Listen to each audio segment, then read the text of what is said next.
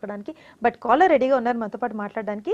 Hello hello hi అండి, నమస్తే. ఎవరు మాట్లాడుతున్నారు?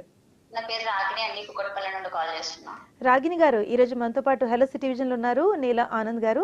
మరి మీరు కూడా సార్ తోటి ఏమైనా మాట్లాడాలనుకుంటే ఖచ్చితంగా మాట్లాడచ్చండి. ఓకే. హలో నమస్తే సార్. నమస్తే అమ్మా.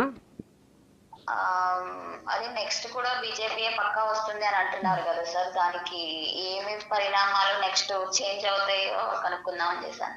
మా దేశం సురక్షితంగా ఉంటుంది. మూడవసారి ముచ్చటగా భారత ప్రధానమంత్రిగా నరేంద్ర మోడీ గారు మళ్ళా ఎన్నిక కావడం తథ్యం. మాట్లాడండి. ఓకే. ఇప్పుడు 2014 నుంచి ఈరోజు వరకు కూడా మనం భారతదేశం ప్రయాణిస్తున్న తీరు, ప్రపంచం వల్ల మనం ఎదుగుతున్న తీరు, ఈ దేశానికి, ఈ దేశ జనాభాకు, ఈ దేశం వల్ల ఉన్న సామాజిక వర్గాలకు ఏ విధంగా న్యాయం చేయాలనేది మనం చూసినాం 10 ఏళ్ళ నుంచి. ఇన్ఫ్రాస్ట్రక్చర్ కావచ్చు, డెవలప్మెంట్ అనేది ప్రతి ఒక్క విషయంలో. ఈ అన్నిటికన్నా ముఖ్యమైనది దేశంలో అంతర్గత కలహాలు లేకుండా, దేశ సరిహద్దులు భద్రంగా ఉండి, ప్రపంచం వల్ల ఏ దేశాన్నైనా మనం ఎదిరించగల సత్తా ఉన్న దేశాన్ని నిర్మాణం చేయడం వల్ల నరేంద్ర మోడీ గారు సక్సెస్ అయ్యారు, భారతీయ జనతా పార్టీ కేంద్ర ప్రభుత్వం.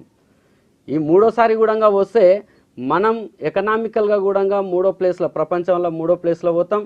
మనకు ఏదైతే విశ్వగురు అనే ఉందో, ఈ భరతమాత తల్లి ప్రపంచ గురుస్థానం వల్ల ఉంది అని మనం భావిస్తాం. మన పూర్వీకులు కూడా మనకు చెప్తారు. ఆ స్థానానికి చేరుకోవడం అతి తొందరగానే, అంటే ఇక నెక్స్ట్ 2024 ఎలక్షన్స్, పార్లమెంట్ ఎలక్షన్స్ అయిపోయినాక మోడీ గారి నాయకత్వం వల్ల ఎన్ని సమస్యలు ఉన్నాయో ఆ సమస్యలన్నిటికీ కూడా పరిష్కారం దొరుకుతుందని గట్టి నమ్మకం ఉందమ్మా. థ్యాంక్ యూ సో మచ్ అండి రాగిణి గారు కాల్ చేసినందుకు. మరి ఖచ్చితంగా మోదీ గారే